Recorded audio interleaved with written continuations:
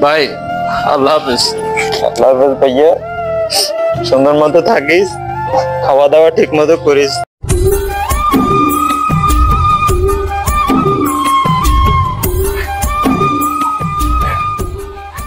ভাইয়া আপনি এখানে একা একা বসে রয়েছেন, দেখার কি?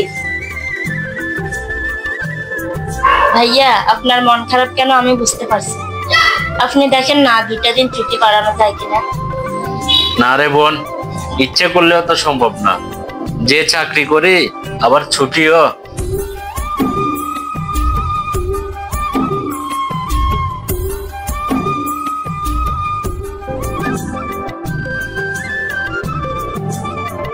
ভাইয়া দেখেন না 2টা দিন ছুটি বাড়ানো যায় কিনা।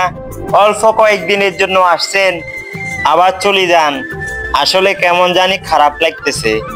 আমিও ভাইয়াকে কত করে বলছিলাম আরো 2টা দিন ছুটি বাড়াতে। ভাইয়া বছরে 2টা ঈদে অল্প কয়েকদিনের ছুটিতে আসে, আবার চলে যান।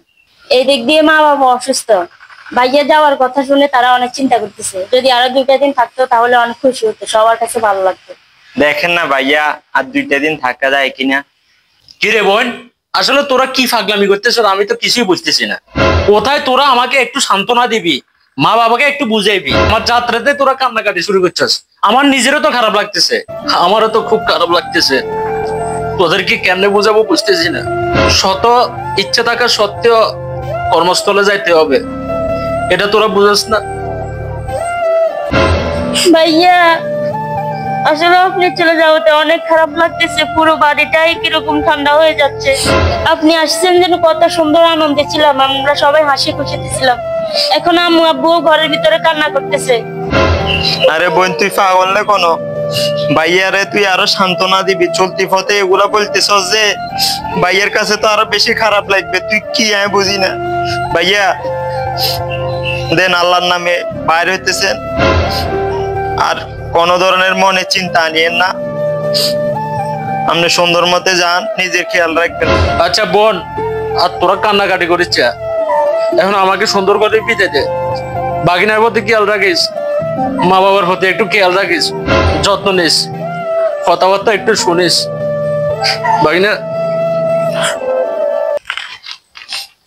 ধর এখন থেকে কিছু খাইস, আমার আবার গাড়ি লেট হয়ে যাচ্ছে তো। ভাই আল্লাহ হাফেজ। আল্লাহ হাফেজ ভাইয়া, সুন্দর মতো থাকিস, খাওয়া দাওয়া ঠিক মতো করিস।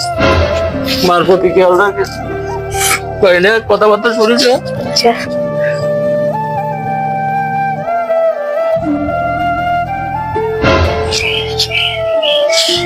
ভাই সুন্দর মতো চলিস, বাইরে 8টা বাজে একটু কম করিস, মার ওষুধ গুলা টাইম মতো খাওয়াইস, বুঝছস?